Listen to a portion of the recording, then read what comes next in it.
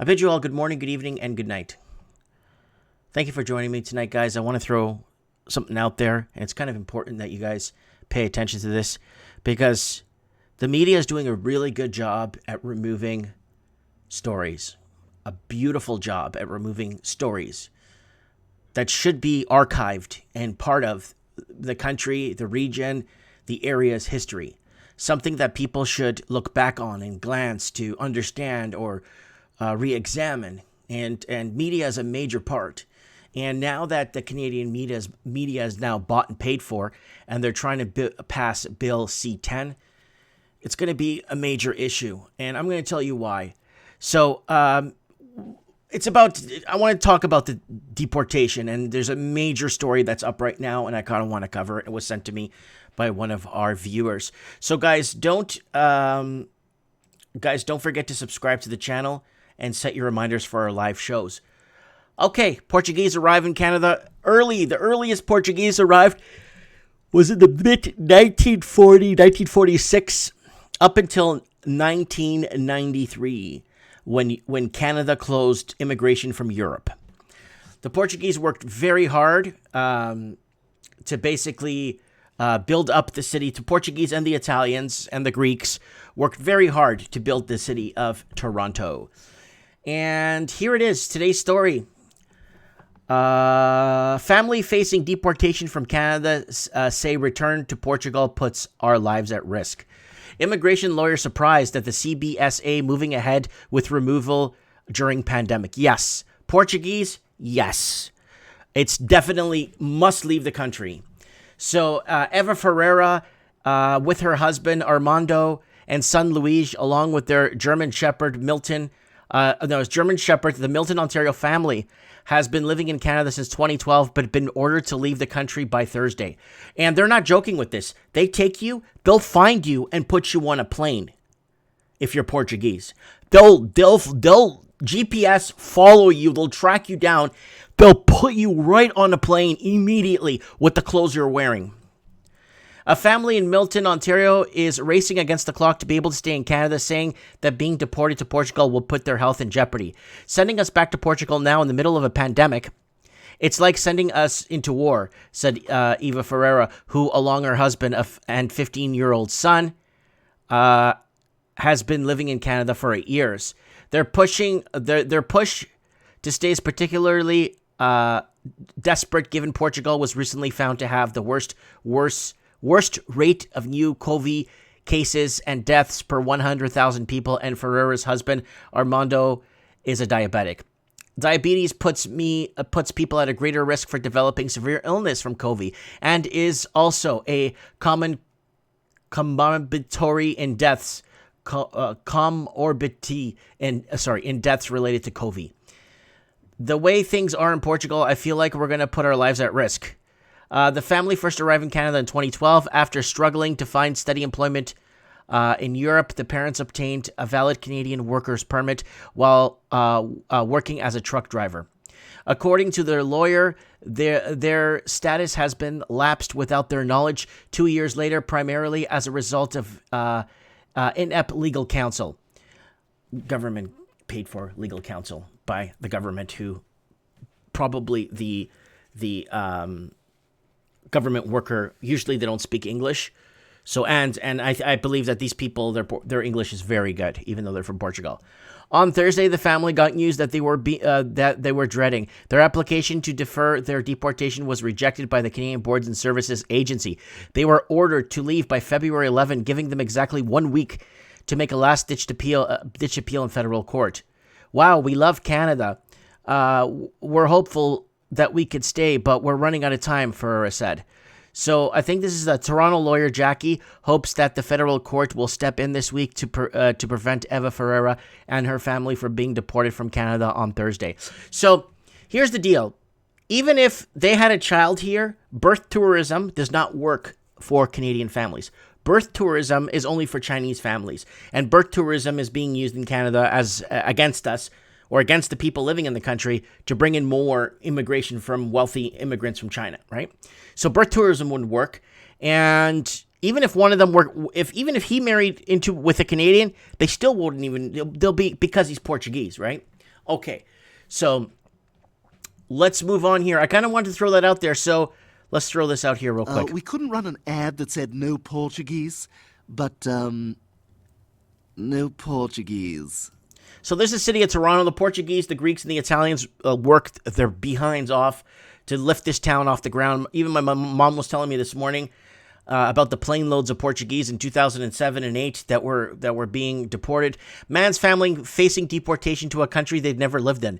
So the entire family's facing deportation. So what happened was, he is a hardworking painting and interior builder. What happened was, he had to leave Venezuela. He was born in Portugal, but he moved to Venezuela as a child. His dad owned, him and his family owns several restaurants and hotel, and an import business in Venezuela. Then when oil started to crash, after all the big wars in the Middle East pumped up oil high, all the oil barons got rich, and then after they crashed oil back down, and once they crashed oil, he had to leave his country because he said he was in bed one night and he had a gun pointed at his head from people breaking in, and basically he was told he's got good to go back to Portugal, and we hope to stay through the provincial nominee program, but their application was denied. So they did everything. So even funnier than this, listen to this. I lived all my life in Venezuela, and I was born in Brazil, but my parents are Portuguese. So they're deporting him back to Portugal of his parents' origin. So people say, Mike, you can't, if you're in Canada, you've been all these years and you're a Canadian citizen, they just can't deport you. Yeah, they can. They'll take you out of this country if you're a Portuguese. They don't like Portuguese people in Canada. We couldn't run an ad that said no Portuguese, but, no Portuguese. So, O Jornal, this is, okay, so now what I'm talking about, the mainstream media, they've removed hundreds, if not thousands of articles of immigration police in high schools, grabbing the Portuguese children, holding them until their parents come, illegally holding them and stuff like that. Those articles are all gone, man. You can't find anything anymore on it. There was about 47,000 families deported. So here it is. Immigration crackdown brings heartache to Portuguese families. So it just goes in. They're only picking on the Portuguese, and they're basically out to basically get the Portuguese and deport them and throw them out of the country.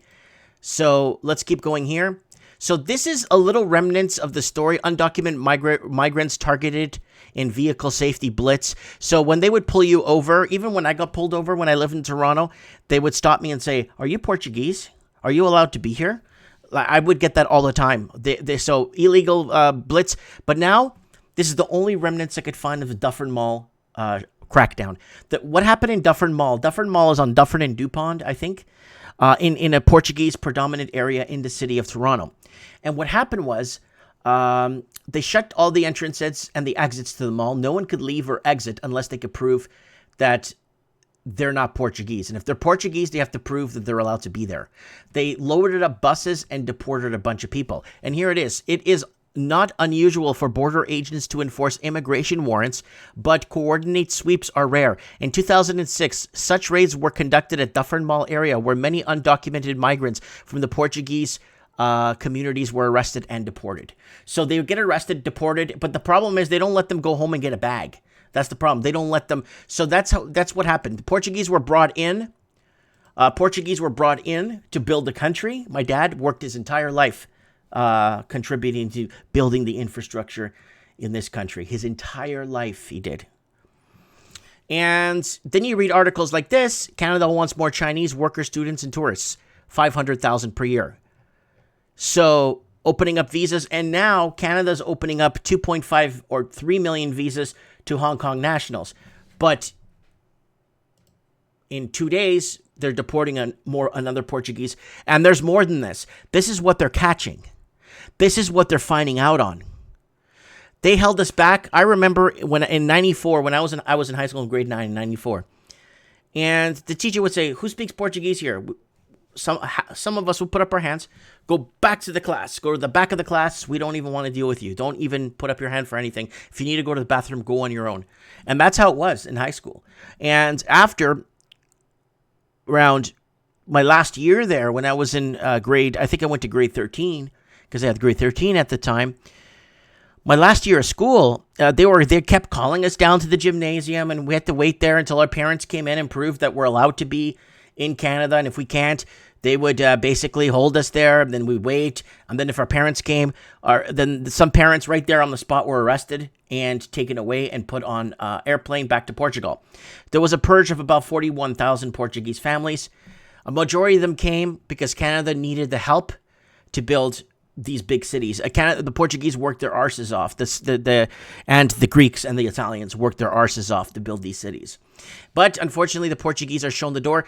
There's nothing. I can't find all the articles. I'll tell you guys what the names of the articles. Mass purging of Portuguese families. That's the article. If someone could find a historical, like some sort of a fingerprint or some sort of something on it, it's called Mass Deportation of Families, Portuguese Families, Mass Purging. Then there was another one that immigration officers sweeping high schools for Portuguese illegals. And then there was another article that said, big crackdown at Dufferin Mall. Portuguese deported, thousands of Portuguese deported back to Portugal. And then there was a couple of articles. So if you guys could find them for me, I would really appreciate, because I want to put something together. I'm going to go back to my old high school when this COVID thing is lifted, and in Toronto, and I'm going to do some research and talk to my old principal and my old science teacher. We're still in contact today, and we want to find out what happened then. Why did this happen? And the government of Canada is like, Canada's not a racist country. We are not racist in Canada, but you open the door, and then when you look at this, Canada wants 500,000 Chinese per year. The article is from 2016. Imagine how many arrived by now. And then birth tourism.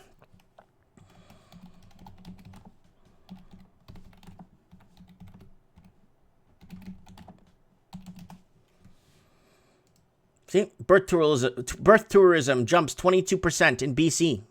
This is from August 2020. This is not even an old article. So there you go. David Chen says birth tourism shortchanges immigrants who went through the proper channels. So there's more and more people coming in and having, so they're looking at 4,000, so there's more. Oh yeah, there was an article not too long ago where there's more foreign babies from China being born in Canada than Canadian babies from birth tourism. So that's what's happened here. And then they're even advertising it. The governments are advertising this because this is a big win-win situation. If people bring in money, look, they're advertising it. If people bring in money, this is a win-win situation to keep these fake economies up. Back in the days when the Portuguese came, you didn't have fake economies. It was actually production. It was actually exports. It was actually everything. Now, the whole economy is based on housing. Well, you don't need the Portuguese anymore for that, do you? There is a video I recommend you guys watch on YouTube. I'm going to show you what the video is. It's kind of a joke video, but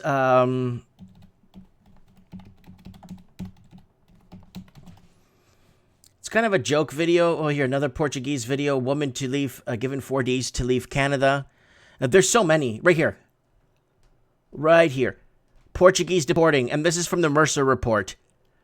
My name is Gary. I'm not Portuguese, so don't put me on a plane. You want to watch this video, guys. If you guys get a chance, watch this video. This is what was happening in Canada. And stunned deportation after 18 years is just the amount of people that are getting deported and thrown out of Canada. So let me know. I can't find any of those articles, so I already read out the titles. If you guys could find them for me, I would super duper appreciate it. It would mean a lot to me if you guys could send me some of that information. Mass purging of Portuguese families, crackdown at Dufferin Mall, Portuguese, several thousand Portuguese deported. Yeah, okay, people are here illegal, but then why is it so open door for some cultures, and then some cultures are just not welcome in this country? You know, that's what I've always wondered about this country, Canada. I guess they needed us to do the actual infrastructure, and then now it's my entire family worked in construction. Everybody. Let me know what you guys think in the comments below. I look forward to reading what you guys have to say.